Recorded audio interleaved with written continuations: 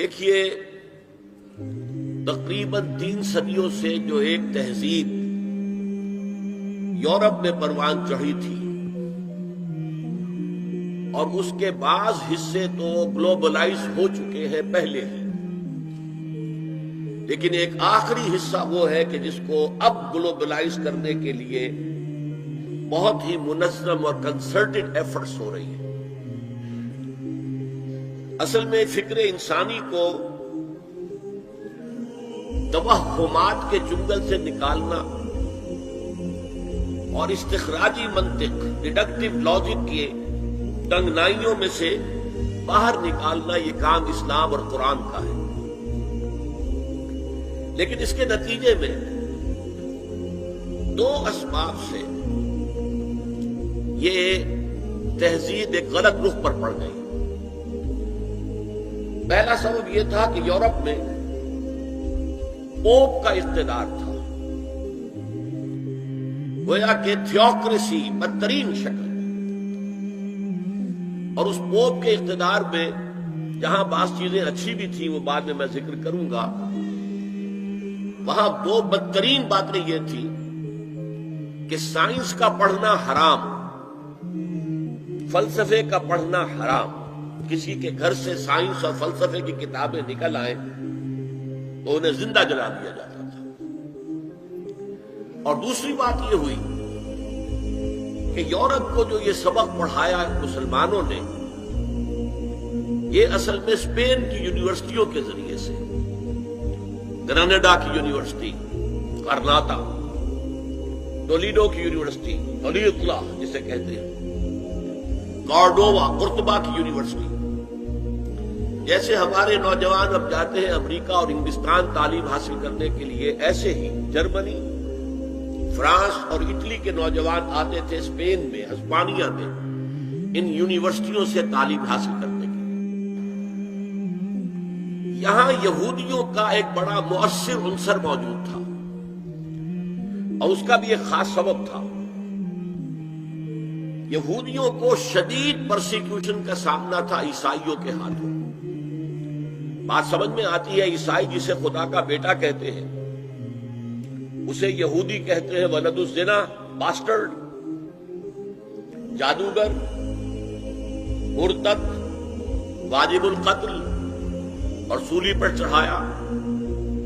تو ظاہر ہے کہ اس قدر فرق ہے، اتنا تضاد ہے کہ بات سمجھ میں آتی ہے کہ سن 300 عیسوی میں جب کانسٹنٹائن جو قیصر روم تھا، اس نے عیسائیت اختیار کی اور اس کے ساتھ پوری رومن امپائر عیسائی ہو گئی، تو اب عیسائیوں نے یہودیوں کے اوپر مظالم ڈھانے شروع کیے کہ تم ہمارے، جسے ہم خدا کا بیٹا کہتے ہیں، تم ان کے بارے میں یہ بات کرتے ہو، تم نے انہیں سولی پر چڑھایا۔ بدترین پرسیکیوشن پورے یورپ میں، ان کے گھیٹوز علیحدہ ہوتے تھے، شہروں میں آباد ہونے کی اجازت نہیں تھی، شہر میں ضرورت کے لیے آنے کے لیے وقت مقرر تھا کہ آپ فلاں سے فلاں وقت تک آ سکتے ہیں، کوئی سودا خریدنا ہو آ جائیں، اللہ اللہ خیر سلام۔ اور یہ جو پرسیکیوشن یہ اسپین میں شدید ترین تھی، کوئی بہت سخت عیسائی حکومت تھی ہسپانیہ میں۔ انہوں نے ایک بہت ہوشیار حکمت عملی اختیار کی کہ جب طارق ابن زیاد ہسپانیہ پر حملہ آور ہوئے تو انہوں نے ان کی مدد کی، انہیں راستے بتائے۔ ظاہر بات ہے کہ ان کے لیے یہ ساری انجانی دنیا تھی، انہیں راستے بتائے، ان کی مدد کی۔ نتیجہ یہ ہوا کہ ہسپانیہ میں جب مسلمانوں کی حکومت مستحکم ہوئی تو یہودیوں کو ایک بار پھر تاریخ میں وہ مقام حاصل ہو گیا جو انہیں کبھی حضرت یوسف علیہ السلام کے زمانے میں مصر میں حاصل ہوا تھا۔ مصر میں وہ پیرزادے بن گئے تھے، اس لیے کہ مصر کا بادشاہ حضرت یوسف کا عقیدت مند ہو گیا تھا۔ یہی حال یہاں ہوا۔ چنانچہ یہ بات لکھی ہے بن گوریون نے، جو پہلا وزیر اعظم تھا اسرائیل کا، that the golden era of our diaspora was Muslim Spain۔ یہ مسلم ہسپانیہ جو ہے یہ ہمارے دور انتشار کا عہد زرین ہے۔ یہ دور انتشار ان کا شروع ہوا تھا سن 70 عیسوی میں، جب ٹائٹس رومی نے یروشلم میں ایک دن میں 1,33,000 یہودیوں کو قتل کیا تھا۔ انہوں نے جو ہیکل سلیمانی دوسری مرتبہ بنایا تھا، جسے سیکنڈ ٹیمپل کہتے تھے، اسے منہدم کیا، ختم کیا، اور انہیں فلسطین سے باہر نکال دیا۔ اب جہاں سینگ سمائے چلے جاؤ، یہاں تمہارے رہنے کا کوئی امکان نہیں۔ تو یورپ میں چلے گئے، ایشیا میں آ گئے، افریقہ میں چلے گئے، جس کو وہ کہتے ہیں ڈایاسپورا، ہمارا دور انتشار۔ تو اس دور انتشار کا عہد زرعی مسلم اسپین ہے۔ اب وہاں انہوں نے جو انہیں حیثیت، ایک وقت میں وہاں ہسپانیہ میں مسلمانوں کی حکومت میں بنو امیہ کی حکومت تھی، وزیر اعظم بھی یہودی تھا، اتنی انہیں حیثیت حاصل۔ انہوں نے جو 2 سبق اسلام پڑھا رہا تھا ان نوجوانوں کو کہ جو جرمنی سے، فرانس سے اور اٹلی سے آ رہے تھے، ایک حریت، آزادی، کوئی انسان دوسرے انسان کا محکوم نہ ہو، کوئی قوم دوسری قوم کی محکوم نہ ہو، انسان کو حق حاصل ہو حکمرانوں کو چیلنج کرنے کا، ان سے جواب طلبی کا۔ یہ سبق جو خلافت راشدہ نے دنیا کو پہلی دفعہ دیا تھا، انہوں نے اس میں مزید مرچ مسالہ لگایا کہ یہ حریت، آزادی، مادر پدر آزادی، خدا سے آزادی، شریعت سے آزادی، اخلاقی اصولوں سے آزادی۔ نمبر 2 جو اسلام نے سبق دیا تھا مساوات کا، کہ تمام انسان پیدائشی طور پر برابر ہیں، گورے ہو، کالے ہو، پیلے ہو، لال ہو، کسی رنگ کے ہو، کسی نسل کے ہو، کسی علاقے میں رہتے ہو، کسی ناک نقشے کے ہو، اور مرد ہو یا عورت ہو، پیدائشی طور پر سب برابر ہیں، ان میں کوئی فرق نہیں۔ یہ نوٹ کر لیجیے، اسلام میں مرد اور عورت کے درمیان ایک فرق ہے، لیکن وہ کہاں ہے؟ جب ایک مرد اور ایک عورت شادی کے بندھن پر بندھ جائیں اور ایک خاندان کی بنیاد ڈالیں، تو خاندان کے ادارے کا سربراہ مرد ہوگا، اور یہ ظاہر بات ہے، 2 اور 2 4 کی طرح کی بات ہے کہ کسی ادارے کے 2 سربراہ نہیں ہو سکتے، ایک سربراہ، اس کے نیچے آپ اسسٹنٹس، ڈپٹیز جتنے چاہے رکھ لیں۔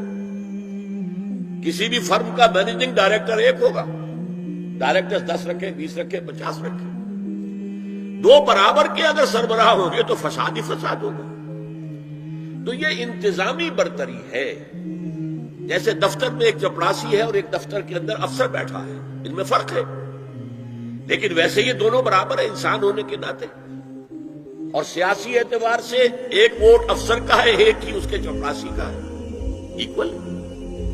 تو انتظامی طور پر مرد کو فوقیت دی گئی ہے عورت پر، لیکن جو شرف انسانیت ہے، ہیومن آنر، ڈگنیٹی، یہ برابر شیئر کرتے ہیں، ان میں کوئی فرق نہیں۔ یہ سبق پڑھایا اسلام نے، انہوں نے اس کو آگے بڑھایا، مرد اور عورت بالکل برابر ہیں، بالکل برابر ہیں، ایک جیسے کام کر سکتے ہیں، کندھے سے کندھا ملا کر کام کر سکتے ہیں، 2 مرد آپس میں شادی کر سکتے ہیں، 2 عورتیں آپس میں شادیاں کر سکتی ہیں۔ یہ سارا در حقیقت دنیا میں جو فساد پیدا کیا، یہ یہودیوں نے، اور یہاں سے یوں سمجھیے کہ جیسے دریا چل رہے تھے علم کے، حکمت کے، ہسپانیہ کی یونیورسٹیوں سے، خاص طور پر یورپ کے ان 3 ممالک میں، سینٹرل یورپ جسے کہتے ہیں، فرانس، جرمنی اور اٹلی، تو اس میں سیاہی گھولتا رہا یہ یہودی طبقہ۔ کون سیاہی گھول رہا ہے؟ وقت کے بہتے دریا میں، دریا کا صاف اور پاک پانی آ رہا تھا، اس میں سیاہی گھولی یہودیوں نے۔ اس کے نتیجے میں جو لبرلزم پیدا ہوا، آزادی، وہی جو آج ہمارے یہاں آتا لبرل اسلام، ماڈریٹ اسلام، لبرل اسلام، یہ لبرلزم یہودیوں کی پیداوار ہے، اور اس کے ذریعے سے انہوں نے عیسائیوں سے بھرپور انتقام لیا۔ اس نے 3 شکلیں اختیار کی۔ یہ علم جو تھا، جب پوپ کی طرف سے آزادی ہو گئی، اب سائنس پڑھنی شروع کر دی لوگوں نے، فلسفہ بھی پڑھ رہے ہیں، بڑے بڑے فلسفی پیدا ہو گئے، بڑے بڑے سائنسدان پیدا ہو گئے۔ سائنس کے نتیجے میں ٹیکنالوجی آ گئی، تو ظاہر بات ہے کہ اس سے یورپ کے اندر ایک پاور پوٹینشل ڈیولپ ہو گیا، طاقت، قوت۔ لیکن یہ علم جو تھا یہ یک چشمی تھا، جیسے ہم کہتے ہیں دجال کی ایک آنکھ۔ اللہ نے انسان کو دو آنکھیں دی تھی علم کے ضمن میں، ایک تم اپنے حواس ظاہری سے اور عقل سے علم حاصل کرو۔ کسی شخص نے دیکھا ہوگا ہمارے آباء و اجداد میں سے کہ کوئی چٹان نیچے گری، نیچے بھی پتھر ہی تھا تو ایک شعلہ نکلا، دیکھا یہ کیا ہے، پھر اس نے دو پتھر اپنے ہاتھ میں لے کے زور سے ٹکرائے، اس میں بھی شعلہ پیدا ہو گیا، تو آگ ایجاد ہو گئی۔ اس سے پہلے وہ صرف پھلوں پر گزارا کرتا تھا، پھولوں پر گزارا کرتا تھا، یا کوئی کچا گوشت کھاتا تھا، آگ تو تھی نہیں۔ تو یہ بہت بڑی شے تھی کہ جو پیدا ہو گئی۔ پھر آگ کے بعد کبھی کسی نے دیکھا کہ ہانڈی چڑھی ہوئی ہے چولہے پر اور وہ اس کا ڈھکنا ہل رہا ہے، کون ہلا رہا ہے؟ کوئی جن ہے، بھوت ہے، کون ہے؟ بعد میں معلوم ہوا یہ اس کے نیچے جو سٹیم پیدا ہو رہی ہے، بھاپ، اس بھاپ میں یہ طاقت ہے کہ وہ ہلا رہی ہے، لہذا سٹیم جو ہے سیکنڈ سورس آف انرجی ایجاد ہو گئی۔ اب وہ سٹیم انجنز بن گئے، ریلیں چلنے لگی، دوڑنے لگی۔ تو یہ علم ایک تھا کہ آنکھ سے دیکھو، کان سے سنو، دماغ سے اس کو پروسیس کرو۔ یہ کمپیوٹر یہاں ہم نے تمہیں دے رکھا ہے نا، اس کمپیوٹر کے اندر تم فیڈ کرو اپنا سینس ڈیٹا، آنکھوں کا، کانوں کا، اور چھونے کا، چکھنے کا، سونگنے کا، یہ ڈیٹا فیڈ کر دو، پھر یہ پروسیس کرے گا۔ اس طرح علم قدم بقدم، قدم بقدم آگے بڑھتا گیا۔ ایک علم یہ ہے۔ دوسرا علم اللہ نے کہا تھا کہ ہم تمہیں دیں گے علم ہدایت، اور وہ وحی کے ذریعے سے آئے گا۔ جب سورہ بقرہ کے چوتھے رکوع کے آخر میں ہے، حضرت آدم سے جب کہا گیا کہ اب زمین کا چارج سنبھالو، تو وہاں کے خلیفہ بنائے گئے ہو، یہ جنت میں تو ایک آزمائشی طور پر تمہیں رکھا گیا تھا، اب جاؤ۔ تو ساتھ ہی کہہ دیا گیا فَإِمَّا يَأْتِيَنَّكُم مِّنِّي هُدًى فَمَن تَبِعَ هُدَايَ فَلَا خَوْفٌ عَلَيْهِمْ وَلَا هُمْ يَحْزَنُونَ۔ جب تمہارے پاس میری طرف سے کوئی ہدایت آئے، وحی کے ذریعے سے نبیوں کے پاس ہدایت آتی رہے گی، ٹوٹل ہدایت، کیا کرو کیا نہ کرو، کدھر جاؤ کدھر نہ جاؤ، تو جو اس ہدایت کی پیروی کرے گا اس کے لیے نہ خوف ہوگا نہ حزن، اور جو ہماری آیات کو جھٹلائے گا وہ پھر جہنمی ہوں گے، آگ والے ہوں گے۔ تو یہ دو آنکھیں دی تھی اللہ نے، یورپ نے ایک آنکھ بند کر لی، آسمانی ہدایت سے وہ موڑ لیا، ایک آنکھ پوری کھول دی، دیکھو، سنو، نتیجہ نکالو، کمپیوٹر سے پروسیس کرو، آگے بڑھو، فورسز آف نیچر کو کانکر کرو، ہارنس کرو، ایکسپلائٹ کرو، انہیں استعمال کرو اور آگے بڑھتے چلے جاؤ۔ تو اس کو میں کہہ رہا ہوں یک چشمی علم، ایک آنکھ والا کانا علم ہے یہ، اس لیے کہ دوسرا جو علم ہدایت تھا وحی کا، اس سے انہوں نے آنکھ بند کر لی۔ اس نے دنیا کے اندر طاقت پکڑ کر وہ جو کچھ یہودیوں نے یورپ میں داخل کیا تھا اسے گلوبلائز کر دیا۔ وہ کیا ہے؟ چیزیں تین ہیں۔ نمبر ایک، سیاست، ریاست، حکومت، معاشرے سے خدا کا کوئی تعلق نہیں۔ ہیومن ساورنٹی، پاپولر ساورنٹی کی بنیاد پر جمہوریت ہوگی، سیکولرزم ہوگا۔ مذہب رہے گا بند، مسجدوں میں، مندروں میں، سینیگاگز میں، چرچز میں، جہاں چاہو جاؤ، لیکن دی پولیٹیکو سوشو اکنامک سسٹم، یہ کسی مذہب سے کوئی سروکار نہیں۔ ہم خود ساورن ہیں، اور ہم ساورن ہیں تو ہم جو چاہیں گے قانون بنائیں گے۔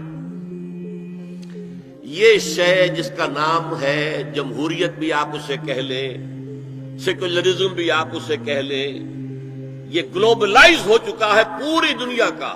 جسے اقبال نے کہا تو سمجھتا ہے کہ آزادی کی ہے نیلم پری، یہ نیلم پری سب کی محبوبہ ہے، جمہوریت جمہوریت جمہوریت جمہوریت۔ ہمارے ہاں بھی بعض جو دانشور ہیں، کالم نویس، ان کا جو کالم ہے آخر میں آ کے وہ جمہوریت کی تان پہ ٹوٹ رہا ہے، بس یہ ہے اصل شے۔ ایک تو یہ ہے خدا سے بغاوت، کہ خدا صاحب آپ نہ ہماری پارلیمنٹ میں تشریف لائیے، نہ ہماری کورٹ میں آئیے، نہ ہمارے بازار میں آئیے، نہ ہمارے بینک میں آئیے، اور گھریلو نظام میں بھی نہ آئیے، بس آپ رکھے رہے مسجد میں، ہم آ کر ڈنڈوت کر لیں گے، رکوع سجود کر لیں گے، یا فلاں بت رکھا رہے مسجد میں، یہاں آئیں گے اسے سجدہ کر لیں گے۔ یہ تھی سب سے بڑی بغاوت تاریخ انسانی کی خدا کے خلاف، جس کا نام سیکولرزم اور ہیومن ساورنٹی، پاپولر ساورنٹی کی بنیاد پر جمہوریت۔ دوسری بات کیا تھی؟ معیشت کا معاملہ، خاص طور پر یورپ کا، جو میں نے کہا تھا جہاں بری باتیں تھی، اچھی بات بھی تھی۔ پوپ کے زیر اثر، پوپ کے زمانے میں سود حرام تھا، ہر طرح کا کمرشل انٹرسٹ بھی حرام، اور یوزری جو کہ ذاتی طور پر، ذاتی اپنی ضرورت کے لیے لوگ لے لیتے تھے، جیسے ہمارے یہاں پٹھانوں نے اڈے بنا رکھے ہیں، بیچارے غریب جاتے ہیں اور پھنستے ہیں ان کے چنگل میں، پھر نکل نہیں سکتے۔ تو یوزری اینڈ کمرشل بوتھ ور حرام، فاربیڈن۔ لیکن ایک کیلوین نامی ایک شخص نے اس کے لیے کتاب لکھی، اور یہودیوں کے زیر اثر انہوں نے انٹرسٹ کی اجازت حاصل کر لی، چنانچہ بغاوت ہو گئی۔ اب ایک بغاوت تو ہوئی چرچ سے، جبکہ چرچ آف انگلینڈ آزاد ہو گیا، اس نے کہا پوپ کو ہم نہیں مانتے، جائے اپنے گھر میں رہے، انگلینڈ۔ اور وہیں پر سب سے پہلا بینک آف انگلینڈ قائم ہوا، سودی کاروبار کا دنیا کے اندر آغاز ہوا، اور اسی کے ذریعے سے پھر یہودیوں نے بینکنگ نظام شروع کر کے پورے یورپ کو جکڑ لیا۔ یہ سازشیں کر کے ملکوں کو لڑاتے تھے، اب جب وہ ملک لڑ رہے ہیں تو انہیں پیسے کی ضرورت ہے، ہتھیار کے لیے، اسلحہ کے لیے، تو اپنے منہ مانگے شرح سود پر قرض دیتے تھے اور خون چوستے تھے۔ اور انہوں نے یہاں تک حیثیت اختیار کر لی کہ 100 سال پہلے، اب یہ 1904 ہے، 2004 ہے، 1905 میں گئے تھے علامہ اقبال انگلستان اور جرمنی، اور جا کر دیکھ آئے تھے کہ فرنگ کی رگے جاں بن جائے یہود میں۔ اس وقت فرنگ کا امام جو ہے وہ برطانیہ تھا، جس کے بارے میں کہتے تھے کہ اس کی سلطنت میں کبھی سورج غروب ہی نہیں ہوتا۔ آج اسی فرنگ کا امام جو ہے وہ امریکہ ہے، اور اسی طرح پنجہ یہود کے اندر جکڑا ہوا ہے، اس لیے کہ سارا مالیاتی نظام، سارا بینکنگ نظام، امریکہ کی حکومت اس وقت دنیا کی سب سے زیادہ مقروض حکومت ہے۔ ٹریلینز آف ڈالر، بلین نہیں، ٹریلینز آف ڈالر، اس کا آپ تصور نہیں کر سکتے۔ ٹریلینز آف ڈالرز کی یہ مقروض ہے حکومت، کن کی؟ یہودی بینکاروں کی۔ اور ظاہر بات ہے کہ ان کے ہاتھ میں پھر ان کی نکیل ہے، جدھر چاہتے پھیر لیتے ہیں۔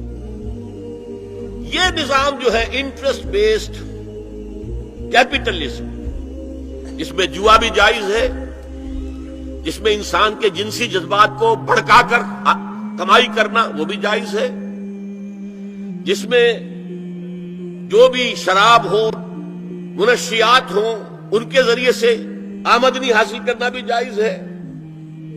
آج یہ لحاف بھی پورے گلوب کو اپنی لپیٹ میں لے چکا ہے۔ چائنا کچھ بچا ہوا تھا، لیکن رفتہ رفتہ مارکیٹ اکانومی اور پرسنل پراپرٹی کا سلسلہ آ کر رفتہ رفتہ وہ بھی اسی میں غم ہو رہا ہے۔ تیسرا جو ان کا کارنامہ تھا، انسان سے شرم، حیا، عصمت و عفت، اس کے سارے تصورات کو ختم کر دیا جائے، انسان کو حیوان بنا دیا جائے۔ ایک کتے کو شہوت ہے، دو کتیاں مل جائے، چاہے اس کی ماں ہو چاہے اس کی بیٹی ہو، اس سے اس کو استفادہ کر لے گا۔ یہ انسانوں نے کیا قدریں لگا رکھی ہے، ماں، بیٹی، بہن، بیوی، کیا فرق ہے ان میں؟ عورت ہے وہ بھی عورت ہے، یہ بھی عورت ہے۔ اور خاندانی نظام کی جڑیں کھود ڈالی جائیں، گویا کہ انسان حیوان بن جائے۔ اور یہ نوٹ کر لیجئے پلیز کہ یہود کی جو ایک تو کتاب ہے تورات، ایک ہے تالمود۔ تالمود ان کی فقہ کی کتاب ہے۔ تالمود کی تعلیم یہ ہے کہ یہ باقی جتنے انسان ہیں، اصل انسان تو صرف ہم یہودی ہیں، یہ باقی جتنے انسان ہیں گوئمز، اور ان کے لیے دوسرا لفظ ہے جینٹائلز، یہ اصل میں انسان نما حیوان ہے، انسان نما حیوان۔ اور جبکہ انسان کا حق ہے حیوان کو استعمال کرنا، ایکسپلائٹ کرنا۔ گھوڑے کو ٹانگے میں، برگی میں باندھتے ہیں کہ نہیں؟ اور بیل کو آپ اپنے ہل میں جوتتے ہیں، اسی طرح ہمارا حق ہے تمام انسانوں کو ان کا خون چوسنا، انہیں ایکسپلائٹ کرنا، انہیں استعمال کرنا، اور اس کے لیے بہترین طریقہ یہ ہے کہ انہیں واقعتاً حیوان بنا دیا جائے، انسانی اقدار ان سے چھین لی جائے۔ حیوان بنیں گے تو پھر کام کریں گے ہماری مرضی کے مطابق، اور جو کام وہ کریں گے، اس کا جو بھی پروڈکشن ہوگا، ہم سود کے ذریعے سے اس کی ملائی اور مکھن کھینچتے چلے جائیں گے، اور باقی چھاچ ان کو بھی دے دیں گے۔ آخر انہیں بھی رہنا ہے، زندہ رہیں گے تبھی تو کوئی کام اگلے دن کریں گے۔ گھوڑے کو بھی شام کو آپ کو چارہ ڈالتے ہیں، کچھ چنے ڈالتے ہیں، تبھی تو اگلے دن جو ہے ٹانگے پہ جوتیں گے۔ یہ ان کا تیسرا فلسفہ تھا۔ یہ انتقام یہ لوگ یورپ سے اور امریکہ سے، عیسائیوں سے بھرپور طریقے پر لے چکے ہیں۔ شرم اور حیا نام کی کوئی شے نہیں، عصمت و عفت کا کوئی حساب نہیں، کوئی ذکر ہی نہیں۔ اور گواہی ہے کیا ہے؟ پریزیڈنٹ کلنٹن نے کہا تھا 2 سال پہلے یا 3 سال پہلے، وہ جو ان کی اینوئل سپیچ ہوتی ہے، state of the union address, اس نے کہا تھا ان قریب ہماری قوم کی اکثریت حرامزادوں پر مشتمل ہوگی۔ یہ حرامزادے کا لفظ میں نے ترجمہ کیا ہے born without any wedlock. ایک تو ہوتا ہے ایک مرد اور عورت کی شادی ہوئی ہے، نکاح ہوا ہے، پھیرے پڑے، کچھ بھی ہوا ہے، لیکن اعلانیہ طور پر وہ اب شوہر اور بیوی کی حیثیت سے ہے، تو ان کی اولاد ہو رہی ہے، جائز اولاد ہے۔ ایک بغیر شادی کی اولاد ہو رہی ہے تو یہ حرامی ہے، حرامزادے ہے۔ انہوں نے کہا کہ ہماری قوم کی اکثریت حرامزادوں پر مشتمل ہے۔ ہومو سیکسولیٹی، لیسبینز، گیز، اور بالکل ڈکلیئر کرتے ہیں، پادری ڈکلیئر کرتا میں گے ہوں، سینیٹر ڈکلیئر کرتا میں گے ہوں، انہیں کوئی شرم ہی نہیں، اس کے اندر کوئی حجاب نہیں، اعتراف کرنے کے اندر کہیں بھی کسی طرح کی رکاوٹ نہیں، ہچکچاہٹ ہی نہیں۔ یہ جس کو کہا جائے گا پرمیسو ہیڈونزم، جنسی لذت ہر طریقے سے حاصل کی جا سکتی ہے۔ زنا بالرضا ہو تو کوئی جرم ہے ہی نہیں، ہاں زنا بالجبر ہو تو جرم ہے، بالرضا ہو کوئی جرم نہیں، جرم ہے ہی نہیں سرے سے۔ ساری اخلاقی اقدار کو اس طریقے سے انہوں نے ملیا میٹ کر دیا ہے۔ البتہ ابھی یہ تیسرا معاملہ کچھ عالم اسلام کی حد تک ابھی پورا ان کا پروگرام مکمل نہیں ہو سکا۔ ہمارے ہاں ابھی کچھ خاندانی نظام کی بنیادیں باقی ہیں، کچھ والدین کا ادب ہے، ان کی عزت ہے، ان کی خدمت کو انسان اپنے لیے سعادت سمجھتا ہے، بیوی اور شوہر کے درمیان محبت، الفت، باہمی اعتماد کی کچھ فضا ہے، خاندانی نظام ہے۔ اگرچہ تیزی سے بگڑ رہا ہے نظام ہمارا، اور ہمارا ایلیٹ طبقہ اوپر کا جو ہے وہ مغرب کے طرز پر جا چکا ہے، لیکن ہماری مڈل کلاسز میں، لوور کلاسز کے اندر ابھی کچھ اقدار ہیں شرم کی، حیا کی، عصمت کی، عفت کی۔ آپ پورا زوردار طریقے پر مہم چلا رہے ہیں کہ مسلمان ممالک سے بھی یہ ساری اقدار ختم کر دی جائے۔ چنانچہ نوٹ کیجئے، قرآن مجید میں 2 جگہ پر اللہ تعالیٰ نے اہل مکہ کو وارن کیا تھا۔ اولم یروا انا ناتی الارض ننقصها من اطرافها، کیا یہ قریش دیکھ نہیں رہے کہ ہم رفتہ رفتہ ان کی طرف بڑھ رہے ہیں، چاروں طرف سے ان کے گرد ہمارا گھیرا تنگ ہوتا جا رہا ہے، ان کے گرد جو قبائل آباد ہیں وہ ہمارے حلیف بنتے جا رہے ہیں۔ یہ سورہ رات کی آیت ہے، اور اسی طرح سورہ انبیاء میں ہے افلا یرون انا ناتی الارض ننقصها من اطرافها۔ تو اسلام گھیرا تنگ کر رہا تھا رفتہ رفتہ کفار مکہ کے گرد۔ آج یہ برعکس ہے کہ یہ مغرب یہودیوں کی سازش کے تحت اور امریکہ کی عظیم قوت کو استعمال کرتے ہوئے، سول سپریم پاور آن ارتھ، آج یہ ہمارے گرد گھیرا تنگ کرتے چلے آ رہے ہیں کہ ہمارا معاشرتی نظام بھی تلپٹ ہو جائے، درہم برہم ہو جائے، ہماری اقدار بھی ختم ہو جائیں، ہمارے ہاں بھی عورت مرد بالکل برابر ہونے کے مدعی ہو کر میدان میں آ جائیں، عورت مرد بن جائے، مرد عورت بن جائے، مردوں کی شادیاں ہو جائیں کہ ایک مرد شوہر اور ایک مرد بیوی، اور رجسٹر ہو جائے شادی۔ لیسبینز کی شادیاں ہو جائیں کہ ایک عورت شوہر ایک عورت بیوی اور رجسٹرڈ ہو جائے شادی. یہ سارا کام ناتل ارض ننقصھا من اطرافھا، اس کی مثال کیا ہے کہ پہلے اس پروگرام کے تحت 1994 میں کانفرنس ہوئی قاہرہ میں. عرب ورلڈ کا وہ مرکز ہے، اس لیے کہ عربوں میں تعلیم کے اعتبار سے، ٹیکنالوجی کے اعتبار سے سب سے آگے مصری ہے. تو یہ چونکہ ان کا ثقافتی اعتبار سے امام ہے، وہاں جا کر انہوں نے ڈیرا لگایا اور ان افکار کی اور ان نظریات کا پرچار کا معاملہ کیا. دوسری 1 سال کے بعد کانفرنس کر دی بیجنگ میں، تاکہ ادھر سے اور ایک اور طرف سے گھیرا ڈالا جائے اور عالم اسلام کا جو یہ حصہ ہے ایشیا کا، اس کے اوپر اثر انداز ہوا جائے.